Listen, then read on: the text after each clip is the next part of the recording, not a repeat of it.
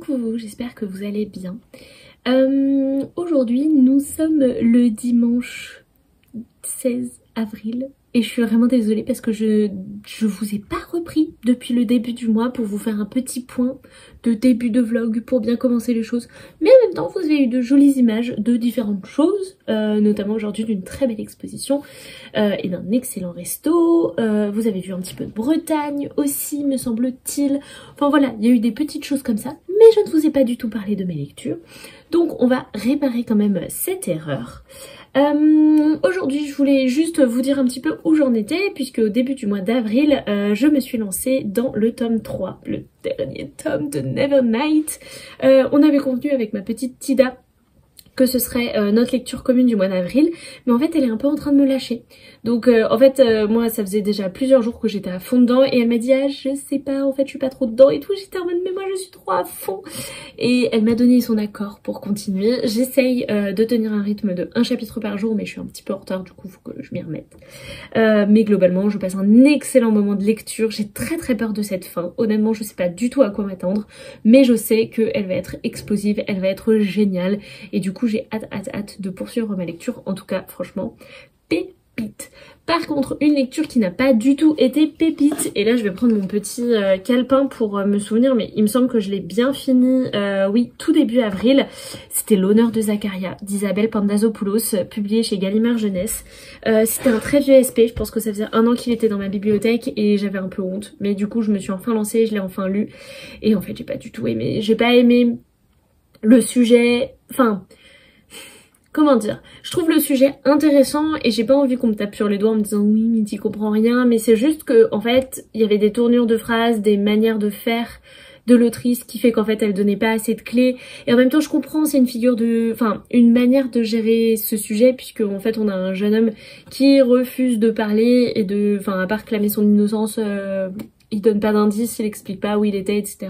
Bon il y a forcément une raison à tout ça, mais je trouve que on va pas assez dans vraiment sa psychologie à lui. On a l'impression d'être face à un mur, et en vrai ça correspond bien au personnage, ça correspond bien à l'image, etc. Mais moi ça n'a pas fonctionné du tout avec moi.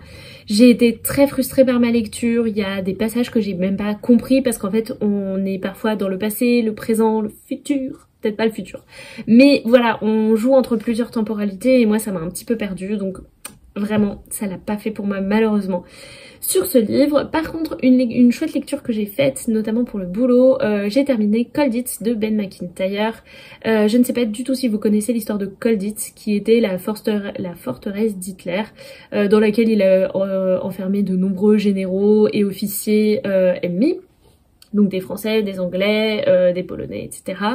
Et du coup ça a créé un microcosme pendant la guerre assez particulier, et c'était un château réputé, enfin dont on pouvait pas s'échapper, et il y a eu énormément de tentatives d'évasion, pas mal d'évasions qui ont réussi, beaucoup qui n'ont pas réussi, mais ce qu'elles ont en commun c'est qu'elles étaient plus ingénieuses les unes que les autres. Vraiment il y a des trucs assez improbables, et si vous êtes curieux, si vous aimez l'histoire, je ne peux que vous encourager à lire ce livre, parce que déjà donc il y a cette originalité des évasions qui est assez chouette, mais derrière cette apparente légèreté on a quand même une partie d'histoire qui explique à quel point être enfermé pendant tant d'années a pu être dur et mal vécu par de nombreux prisonniers, comment ça a été extrêmement difficile psychologiquement, et je trouve que c'était assez bien fait finalement. Donc voilà, une très jolie lecture. Et sinon bah ma lecture du moment, je continue ma relecture de Harry Potter, j'en suis au tome 3 qui est mon tome préféré ever, parce qu'on en apprend énormément sur Sirius, sur le père de Harry, parce qu'il y a Buck, parce qu'il y a le retourneur de temps, bref,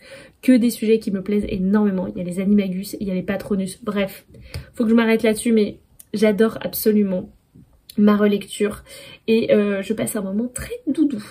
Voilà un petit peu pour vous faire le point, j'espère que ça va, que ce vlog vous plaît. J'essaierai de vous faire très vite un autre petit point. Là je me lance dans le montage de mon book haul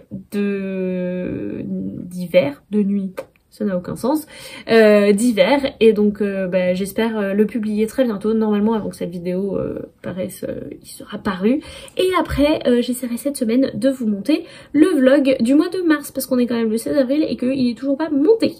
Voilà mes petits loups, vous connaissez mon programme. J'espère que vous ça va et je vous souhaite une bonne suite de vlog.